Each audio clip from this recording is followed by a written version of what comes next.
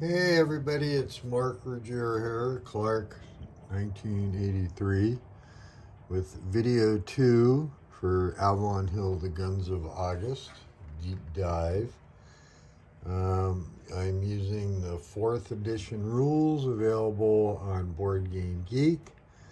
In this video, I'm going to cover my initial setup, initial scenario rules, and some thoughts on strategy. I'll say first off, I'm going to follow fairly historical, because for me this is all about an exploration of the game on a fairly historical level. I have decided I'm not going to do the fleets, I'm going to do the game as it's presented in the 4th edition. I am going to do the production rules, and I'll cover that when I get to that phase in the sequence of play. So let's start off by what happens first. So you choose a scenario. I've chosen the campaign game. I don't know how far I'll get in this replay because I do have multiple projects, but I want to get far enough to where I'm able to go through all the rules. And we'll see, as long as I'm having fun, I'll keep doing it. So first, I'm going to go over a couple of things on the scenario card here. Let's see. So this is the scenario card. And the first thing you do is, if you're playing 2-player, you pick East Front and West Front chit. I am using the you'll see on the sides there. Don't need to zoom in. I'm using the markers, so the units go here and the markers go on the board, and that helps with the clutter. But you draw one. Each player draws one, and that's the front they set up on first. So in this my draw, I drew the Allies set up first on the West Front, and the Central Powers had to set up their East Front first.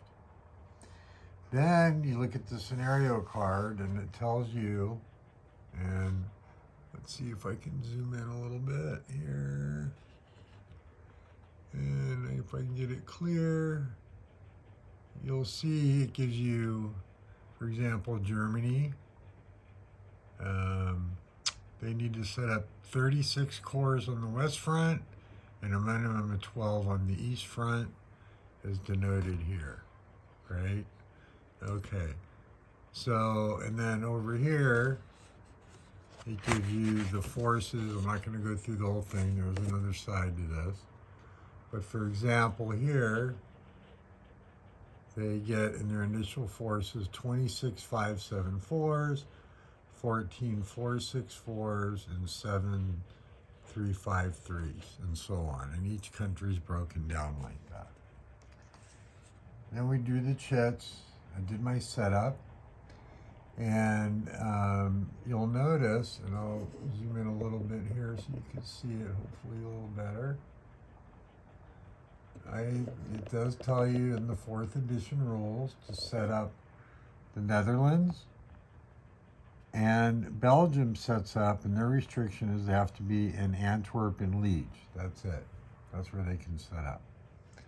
So if Germany doesn't invade the Netherlands, which they're not going to, those forces are going to go away, because neutrals, it does say, should be set up right when they enter the war. They should not be set up beforehand. So, okay. And the British, since it is historical, even though we're using variable entry, the odds are the Brits, I believe, we'll go over the variable entry when I get there, are going to enter the war, and these forces have to go to northern France. That's in the scenario setup.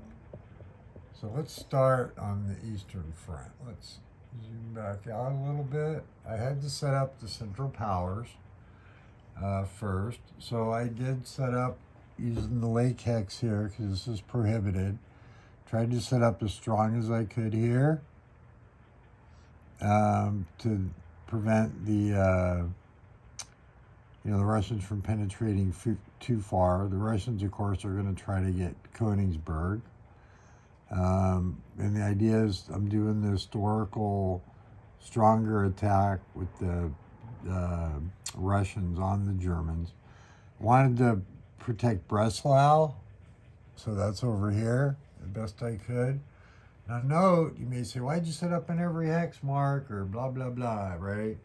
Well, with the Zona Control rules in the game, if friendly units do not negate, it's actually in zones of control, if you remember, not locking, right? You have to spend, you can enter a Zoc, and then you can move from Zoc to Zoc if you expend 2 movement points.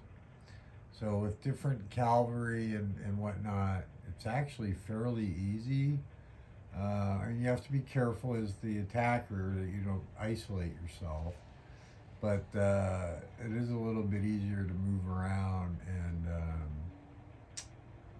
get guys surrounded. So you kind of need a solid front.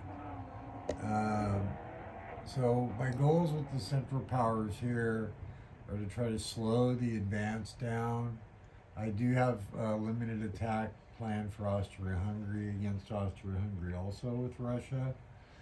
And being able to set up second, you know, I had to play in solitaire, but I did a little guesswork, you know, I had to say, okay, I think, you know, this is where the forces are, because the purpose of using these markers, too, is that your opponent cannot look in your stack, right? So it introduces some fog of war. Over in Austria-Hungary, let's see if I can adjust my camera here, or Austria-Hungary. Serbia, I am going to try on the first turn. Let me zoom in here a little bit. Let's see here. I am going to try, what I am going to do is on the first turn, I'm going to, the Austrians, I'm going to, this is a 4-4-5 cavalry unit, get behind this stack and only attack this stack. So I can set up an attack on Belgrade for September. So we'll see how that works. You know, and I'm fairly weak against the Russians. Austro-Hungarians are pretty weak.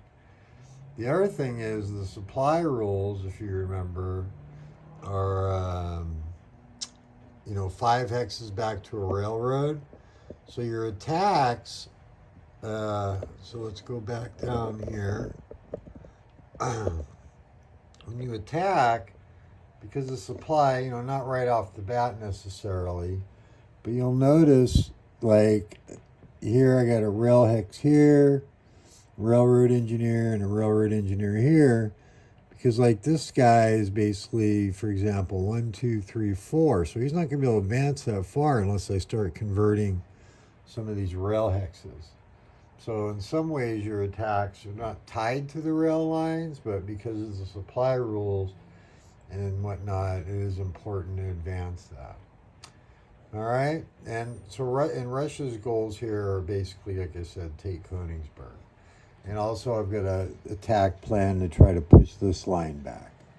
So we'll see what happens here. This could be present some opportunity for the Germans here. So I'm going to need to pay attention to that.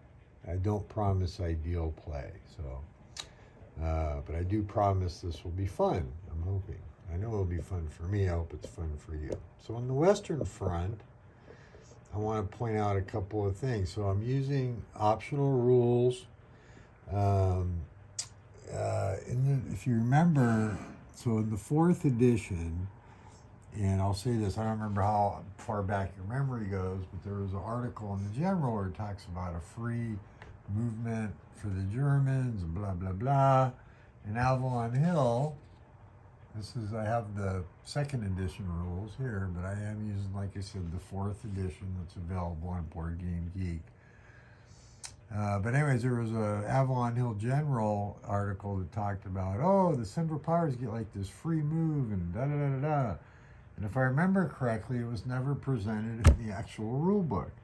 I could be wrong on that because I didn't read the actual Avalon Hill rule book again to prep for this. But it was like, oh, this big mystery. And it turns out, really quick, you know, the history of Avalon Hill too, for how good, you know, in some ways they were.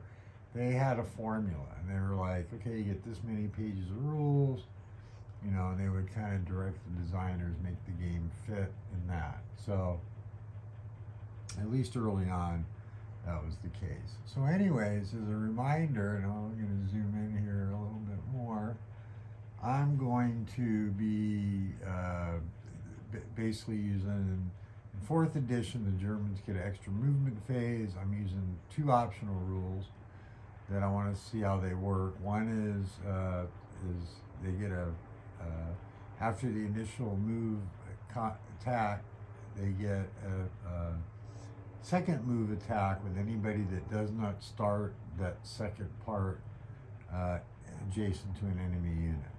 So I do have some units set back a little bit. Let me point those out. Sorry, I'm feeling pretty weak today from my cancer, so. But, oh, shit.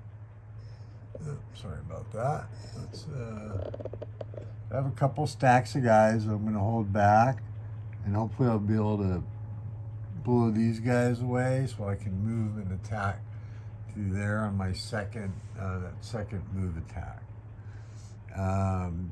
The French are tied into Plan 17, so anybody they're adjacent to, they're going to have to attack in their turn. So that's going to be bloody, and I am trying to do the Schieffelin plan with the Germans, which I expect to get close to historical results, but we'll see. The second optional rule I'm using, and it's only for clear weather turns in 1914, and then after 1916 is big push attacks. So when the Central Powers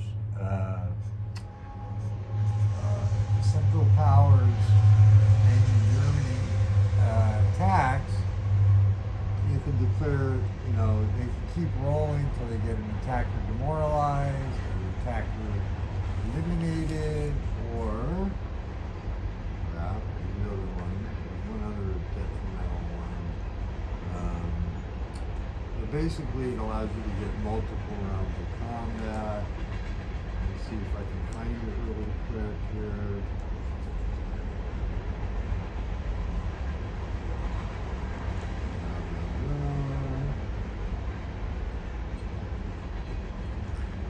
Okay, hang on 1 second, guys. Let me find it.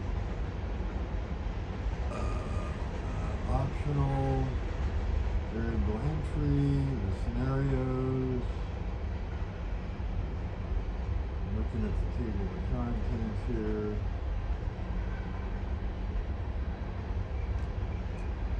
Oh my goodness. Optional combat rules, 22. Page 22 of the 4th edition. And what is that magical 3rd result? Yeah, attacker eliminated, or attacker attrition, and attacker demoralized. So you're able to possibly get multiple rounds of combat. Okay, so that being said, let's, we're 13 minutes in. Let's end the video right here, and we will come back with my 3rd video.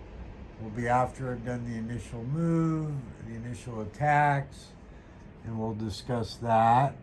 And then we will cover production and whatnot and get through the first turn. So the next video may be quite a bit longer, but this is just my initial thoughts on initial strategy, a couple of the optional rules I'm using. My video 1 in this series covers the rules pretty in depth, so you want to look at those. And once again, I did make the decision I want to play this way you can easily go print out and use, which is the 4th edition rules. So I'm not going to be using the fleet. I am going to, like I said, be doing production.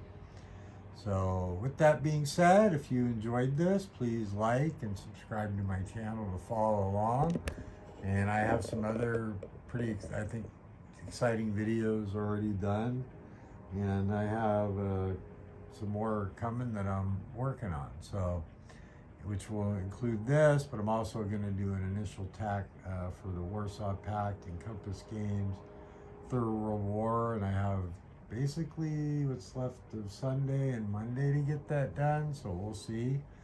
And then I'm gonna have a surprise unboxing, hopefully, from a European company coming up that I'm really excited to support. And I want to be clear, it will be showing, it is a surprise, but I did, just like the rest of you that may have pre-ordered it, paid. So I was able to get an advanced copy of it.